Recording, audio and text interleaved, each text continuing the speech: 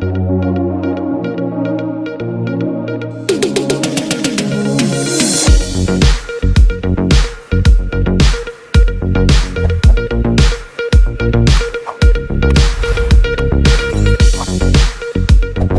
Friends, welcome to easy learning channel. మన channel నుండి వస్తున్న వీడియోస్ పొందాలనుకుంటే వెంటనే సబ్స్క్రైబ్ చేసుకొని పక్కన బెల్ సింబల్ అయితే యాక్టివేట్ చేసుకోండి. లేట్ చేయకుండా టాపిక్లోకి అయితే వెళ్ళిపోదాం. ఈ వీడియోలో మనము log4j యూజ్ చేసి మనం ప్రోగ్రామింగ్ అనేది అయితే రాస్తాము. ఏ విధంగా లాగర్ ఆబ్జెక్ట్ క్రియేట్ చేసుకోవాలి, ఏ విధంగా అపెండర్ క్రియేట్ చేసుకోవాలి, లేఅవుట్ ఏ విధంగా క్రియేట్ చేసుకోవాలి, అండ్ మనము ప్రియారిటీ మెథడ్స్ ఏ విధంగా యాడ్ చేయాలి అనేది అయితే మనం ఈ వీడియోలో పూర్తిగా తెలుసుకుందాము. ప్రీవియస్ వీడియోస్ చూడకపోతే మన ఛానల్లోకి వెళ్ళి వీడియోస్ అనేది అయితే చూడండి. ఏదైనా డౌట్స్ వస్తే కామెంట్ చేయండి. అండ్ లేట్ చేయకుండా టాపిక్లోకి అయితే వెళ్ళిపోదాము. ఫస్ట్ ఎక్లిప్స్ కానీ ఎస్టీఎస్ కానీ ఓపెన్ చేసిన తర్వాత మనము ఫైల్లోకి వెళ్ళి న్యూలోకి వచ్చేసి స్ప్రింగ్ స్టార్టర్ ప్రాజెక్ట్ మీద అయితే క్లిక్ చేయండి. మీరు ప్రాజెక్ట్ నేమ్ అనేది అయితే క్రియేట్ చేసుకోవాలి. నేను ఆల్రెడీ log4j ఎగ్జాంపుల్ అనేసి ఒకటి క్రియేట్ చేశాను. ఆల్రెడీ మీకు ఎక్స్ప్లెయిన్ చేద్దామనేసి అందులో మనం ఒక క్లాస్ తీసుకొని ఆ లాగర్ ఆబ్జెక్ట్, అపెండర్, లేఅవుట్, ఈ ప్రియారిటీ మెథడ్స్ అవన్నీ రాశాను. సింపుల్గా మీరు ప్రాజెక్ట్ ఏ విధంగా క్రియేట్ చేసుకోవాలనేది అయితే ఎక్స్ప్లెయిన్ చేస్తున్నాను.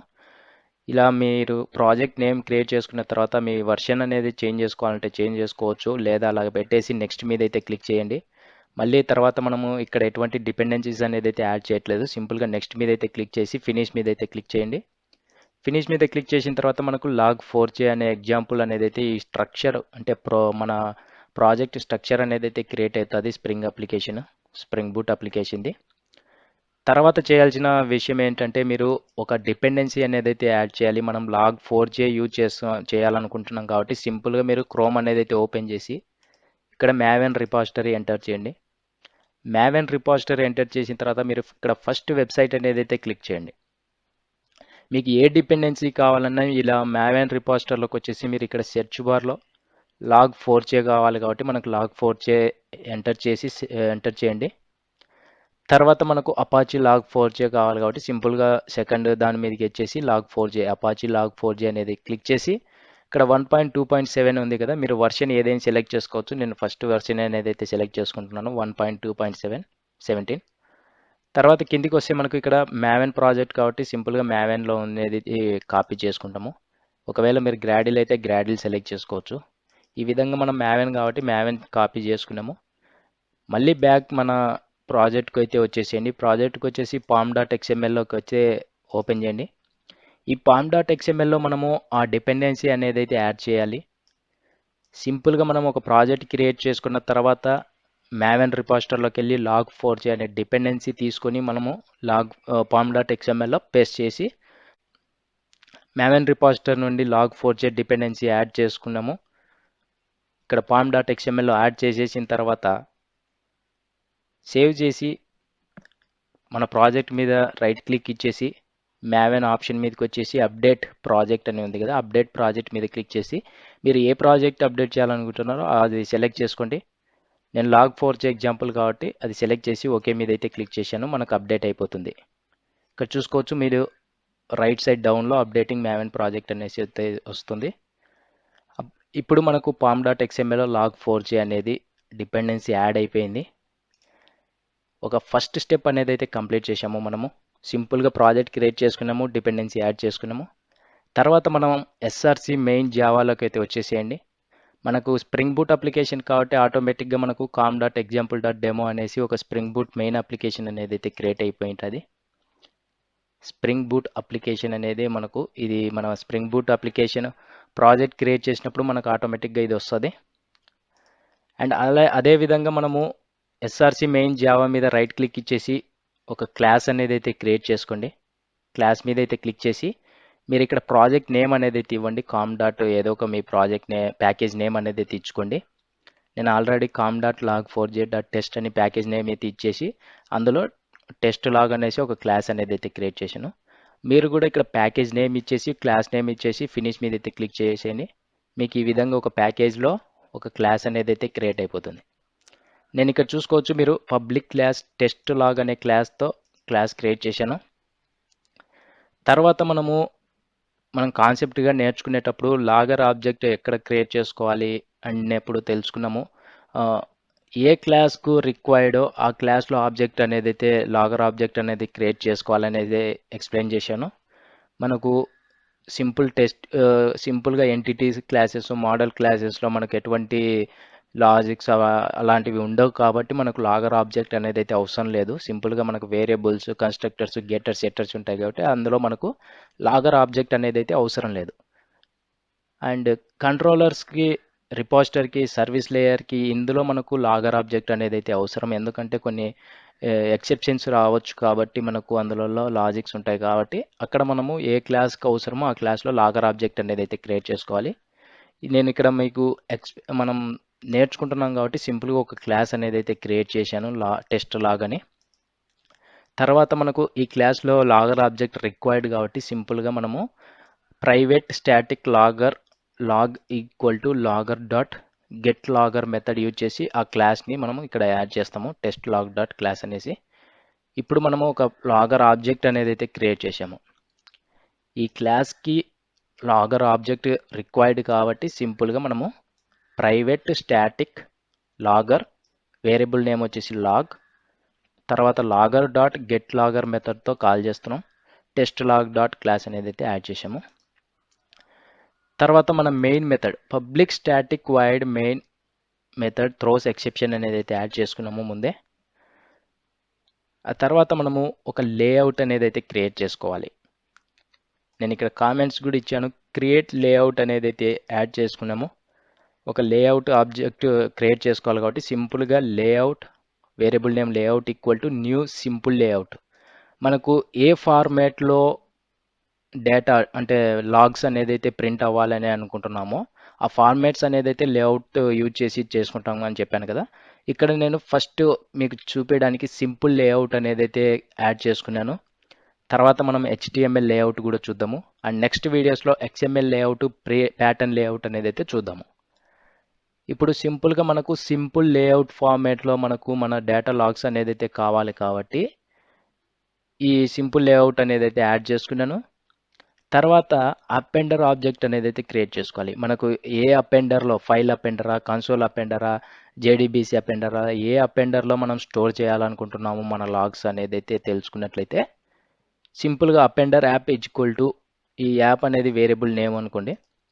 అపెండర్ app equal to new console appender అంటే మనం ఇక్కడ డౌన్లో చూసుకుంటాము. కన్సోల్లోనే మన డేటా లాగ్స్ అనేది అయితే చూస్తాం కదా, అవి మనం కన్సోల్లో చూస్తున్నాము. సింపుల్ లేఅవుట్ యూజ్ చేసి కన్సోల్లో చూడాలనుకుంటున్నాం కాబట్టి సింపుల్గా appender app equal to new console appender use చేసి ఈ లేఅవుట్ అనేది ఆబ్జెక్ట్ క్రియేట్ చేసుకున్నాం కదా, ఆ లేఅవుట్ ఆ ఫార్మాట్లో ప్రింట్ అవ్వాలి అపెండర్లో అనుకుంటే ఆ లేఅవుట్ అనేది మనం లింక్ చేసాము అపెండర్కి.